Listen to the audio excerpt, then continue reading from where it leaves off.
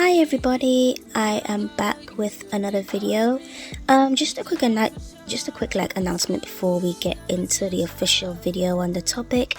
So if you guys haven't been following my community posts, I revealed that I have created a hashtag synonymous with my YouTube channel.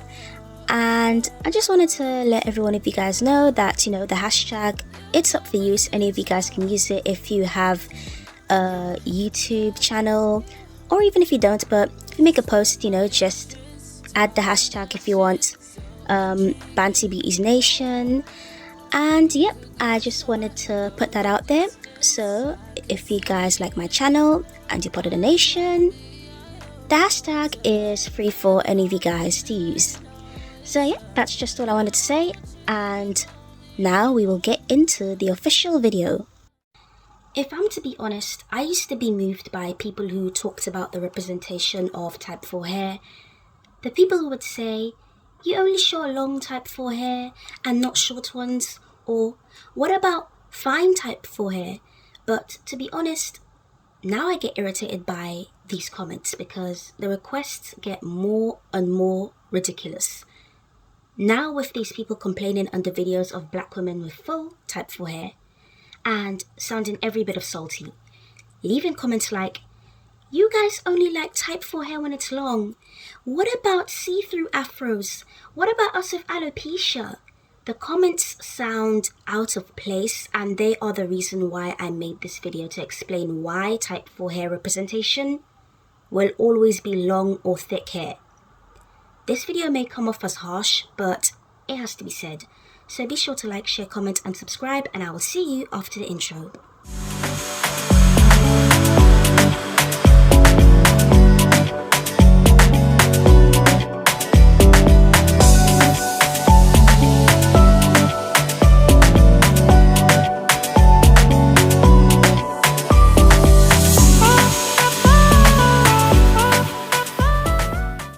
I don't really do talking videos on here, and I've been trying to do some more, so I'm going to be responding to more comments with video responses. This person said, you say this while only showing long 4C hair, and I've seen a lot of comments like this on the post that I made, and I just want to say something. This is no hate to the person who left this comment. My mom used to say something though, and I feel like it relates to this as well. If someone is greedy and if someone is stingy when they don't have a lot of money, them getting money in the future and becoming super rich is not going to make them any less greedy. If you have a small house now and you don't take care of it, it's always a mess. You don't clean up after yourself and stuff like that. When you do end up getting a bigger house, it's just going to be the same way. And I feel like this applies to this as well. You have short 4C hair and you don't love your hair. You don't put in any effort. You don't do anything. You say your hair is this, your hair can't do that. And you just complain. When your hair ends up getting longer, if it does, you're going to keep on complaining. Like, you not loving your hair when it's short is going to make you not love it when it's longer. Because if you cannot show appreciation for the hair that you have now, what makes you think that you're going to be able to appreciate it when it's longer? Like, come on, guys. And personally, like, I would say my hair isn't even that long. There's creators with hair like 3 times my length, and I don't go complaining about that. I don't go telling them, oh, you come online and you post content about having 4C hair and but your hair is 10 times longer than mine. Like, I literally don't go around saying that because I love the hair that God has given me. And if I can't take care of it now, when it does get longer, if I can appreciate it now, when it does get longer, how am I going to appreciate it? I can sit here and complain about how my hair should be a lot longer than it is right now, but I did have heat damage, and that didn't stop me from loving my hair. So I feel like everyone should love their hair in any stage that it is, because if you don't love it now, when you end up having that desired look that you want and, stuff like that, that's not going to make you love it anymore, because you're just going to continue carrying that hate with you around. So this is the video this lady made that drew in this sour commenter that felt compelled to throw gloom and doom. And the people that do this, I wonder what is their end goal. What do you hope to achieve by going in another black woman's comments and writing things like this under their videos when they show off their natural hair? You guys only do this when the woman has her natural hair. I don't see anyone do this to the black women who wear wigs. If a black woman comes out with a long, silky, pre-plucked, bust-down wig, nobody's in the comments acting like this, asking her, where are the stiff wigs? What about short wigs? You only show human hair wigs. What about synthetic wigs? This only applies to when a black woman is bold enough to wear her natural hair and it is full or maybe past shoulder length. When it's wigs, everyone knows how to sit back and enjoy the view, but when it's natural hair, here comes the whataboutism brigade, and people like me are tired of it. So I'm going to put out the direct truth of why long thick hair is the type 4 hair standard. It is the standard because it looks healthy. And this doesn't just apply to type 4 hair, it applies to all hair groups across the globe. This representation is not unique to black people.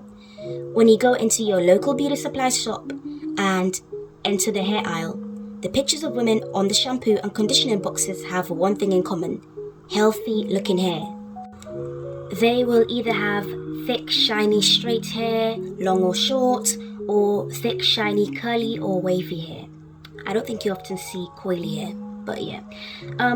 But you won't see any group of people taking a picture of a man or woman with thin hair and putting them on a shampoo box. Why? Because it's bad for business, and sellers know customers and consumers do not want fine looking hair most of the time.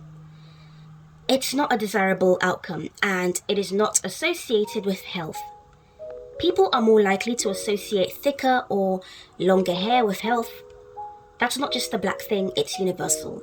And I touched on this before in one of my older videos. Go check it out if you like. It's called Your Type 4 Hair Isn't Growing Because of Your Mistreatment to It. So check it out if you haven't. But I basically briefly touched on people complaining about the beauty standards when coming to hair. And I simply let it be known that the beauty standard is often what people will perceive as healthy. That includes hair. And if you look like you're balding with alopecia, you won't be close to the beauty standard because the world perceives thinning hair as lacking health of some sort. This hair is healthy. I'm sitting in the salon chair. The hair is hydrated. It's just blown out. And I know it looks crazy, but I just want y'all to see what fine hair, medium density looks like when it's blown out. This is another angle where you can see also just my natural recession line. This happens because of genetics, but like, this is how my hair looks like when it's blown out. Here's another version, okay? This is healthy hair. This is hydrated hair. You can't see. But then when you put it in a wash and go, do you see the fullness, baby? This was also like a day 2 or day 3 wash and go, so my hair is fully lived in. I wanted to be vulnerable with y'all so you can see how healthy, fine hair looks like when it's blown out and when you put it in like a wash and go. My 4C could not, it can, and it does, but you won't. My hair is boneless, and it's just normal density. Natural hair is expensive compared to what? What is the alternative? You need to wear your hair shrunken to love yourself. Don't style it at all. Now I'm gonna stretch and style my hair, okay? I don't wear my natural hair because men hate it. I thought you were decentering men. Now that I've been wearing my hair for the last 18 months without any protective styling, I have 2 very unpopular opinions. Number 1 is I don't think we actually know how many women have fine hair. On my For You page, I'm constantly seeing women who are saying, oh, I have fine hair, my hair's so thin, it's this, it's that, it's boneless. But could it be because you guys are wearing protective styles that actually damage your hair, and so that's what you're dealing with? Because if the majority of your strands are thin, but then your roots are thick, baby, you have regular thickness, you just don't know how to maintain it. And then this argument takes me right into point number 2, which is all the protective styling that we've been conditioned to think that makes our hair grow doesn't actually do that. Or let me reframe that statement. It does, but it doesn't retain the length. So you're just growing the hair, but you're not actually saving the ends that you are so desperately trying to maintain. So all in all, my point is your hair would grow a lot more if you actually just wore it out. I've been doing it for the last 18 months and I have seen a drastic change. So if you think this is interesting, follow for more. This is another thing I've noticed about people who complain about short, fine hair. They always seem to like heat. As in, they like to straighten or blow out their hair a lot.